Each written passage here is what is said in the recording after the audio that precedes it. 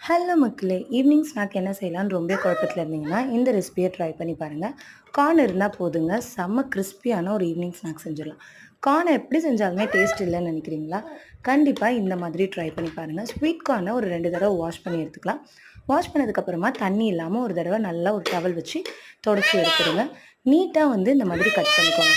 ரவுண்டா கட் பண்றத விட நீட்டா கட் பண்றப்ப இன்னுமே டேஸ்ட் நல்லாருக்கு. உப்பு தேவையான அளவு சேர்த்துக்கலாம். காரத்துக்கு குழம்பு மிளகாய் தூள் சேர்க்கக்கூடாது. தனி மிளகாய் தூள் தான் சேர்க்கணும். இது கூடவே இஞ்சி பூண்டு பேஸ்ட் 1 ஸ்பூன் நெறைய சேர்த்துக்கோங்க.